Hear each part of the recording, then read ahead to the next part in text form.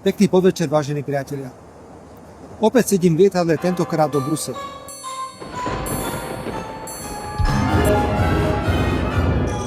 Dosť bolo tyranie faktov. Udalosti sveta sa musia podriadiť svojim predpovediam.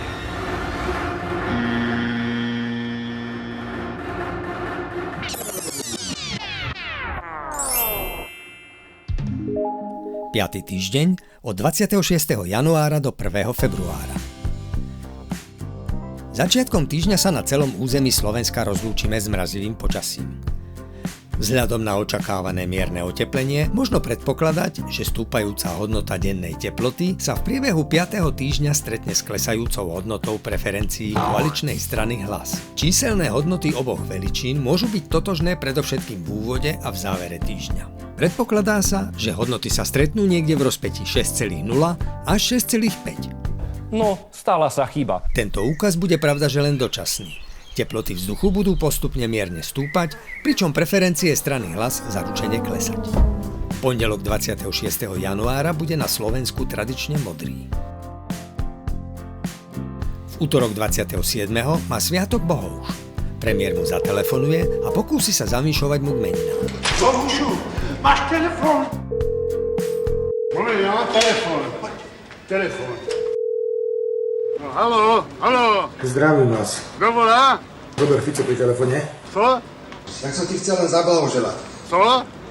A vyjadriť presvedčenie, že ďalšie roky, ktoré nás čakajú, budú dobre pre nás aj pre Čechov, lebo na tom mimoriadne záleží. To si blbý nebo co?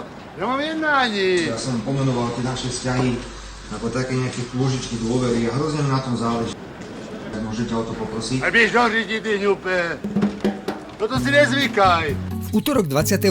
januára sa začína aj riadna schôdza parlamentu, prvá v tomto roku. Poslanci sa do rokovacej sály vrátia s obnoveným elánom a sebavedomím, pretože viacerí zimné parlamentné prázdniny využili aj na rekonvalescenciu po ostatnom náročnom zasadnutí Národnej rady koncom roka. Toto sú ľudia, ktorí dali amnestiu zločincovi Gašparovi. Čo je ty čurák?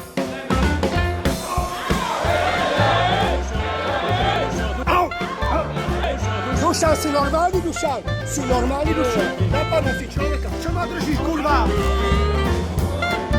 Čo taká múdra, jak rádio?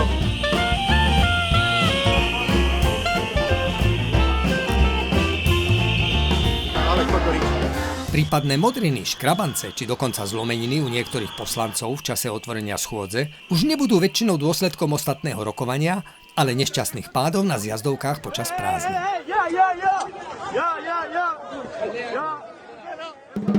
Vo štvrtok je Gašpara. Svoj sviatok oslávia nositelia tohto mena všetkých pokolení, vymenovaní do všetkých hodností, nositelia všetkých úborov. Ahojte, milé deti, poznáte ma? A napokon aj bez ohľadu na svoj aktuálny právny status. Bezúhonný, obvinený či obžalovaný. Všetkým úprimne blahoželáme. Oslavovať nebudú len jedinci vo výkone trestu. Na pracovnej bilaterálnej schôdzke sa vo štvrtok 29. januára stretne predseda vlády s francúzskym prezidentom Emmanuelom Macronom. Agenda rozhovoru bude obrovská. Jednoducho super drahá večera v Paríži. Podľa spoľahlivého zdroja, ktorý si praje zostať anonymný, je predmetom agendy rozhovorov sprostredkovanie nákupu väčšieho množstva okuliarov značky Maison Henri Julien, ktorými francúzsky prezident minulý týždeň očaril v švajčiarskom Davose. Včera som ho posledoval s tými krásnymi slnečnými okuliármi. Čo sa mu do pekla stalo? Slovenský premiér chce optickú pomôcku rozdať všetkým členom slovenskej vlády, aby boli v očiach spoločnosti príťažlivejší a zároveň, aby okuliare zakryli vyhýbavé pohľady či sklopený zrak ministrov jednotlivých rezortov. Realizácie nákupu sa iniciatívne zhostí minister obrany. Na 18. hodinu v piatok je ohlásený protest proti uplatňovaniu kolektívnej viny, ktorá vyplýva zo znenia novely trestného zákona prijatej v decembri.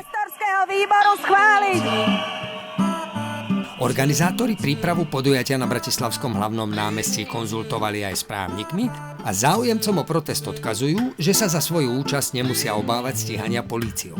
Rečníci však zrejme budú konať v rozpore s nedávno prijatým zákonom, takže im hrozí trest poloročného väzenia. Aktivisti iniciatívne podali trestné oznámenie sami na seba už po nedávnom protestnom pochode v Dunajskej Strede. Pri výklade predmetného ustanovenia však policajti narazili na problém s porozumením zákona. Očakáva sa, že aktivisti budú v komunikácii s policajnými funkcionármi ústretoví aj v rámci vyšetrovania po piatkovom proteste a zrejme budú tiež maximálne nápomocní pri výklade prijatého zákona a v úsilí policajtov o jeho pochopenie, čo vôbec nemusí byť ľahké.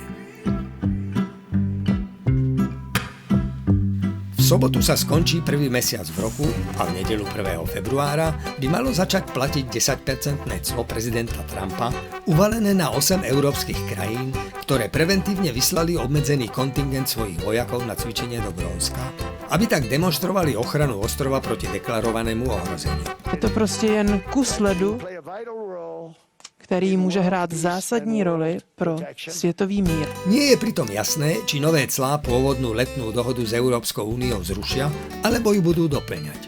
Po stretnutí prezidenta so šéfom NATO bola ohlásená colná sadzba zrušená, keďže sa spomínaní činitelia na niečom v súvislosti s Grónskom dohodli. Na čom konkrétne? To nebude zrejme jasné ani koncom týždňa, keďže Mark Rutte naznačuje iný výsledok dohody ako Donald Trump. When it comes to the protection of the Arctic. Grønland vil ikke ejes af USA. Grønland vil ikke styres af USA. Grønland vil ikke være en del af USA. Nie je isté, či grónsky predseda vlády Jens Frederik Nielsen a dánska premiérka Mette Frederiksenová sa o obsahu dohody dozvedia už v priebehu 5. týždňa alebo až v dňoch bezprostredne pred inváziou. V každom prípade nová sadzba cla v nedeľu zrejme nevstúpi do platnosti, ak sa medzi tým nestane inak. A to z vôle Donalda Trumpa, ako inak. Bez ohľadu na vôľu najsilnejšieho muža planéty sa však v nedeľu skončí 5. týždeň a v pondelok ho nahradí týždeň nasledujúci. Jeho predpoveď vám opäť s radosťou prinesieme. Pekný podvečer, vážení priatelia.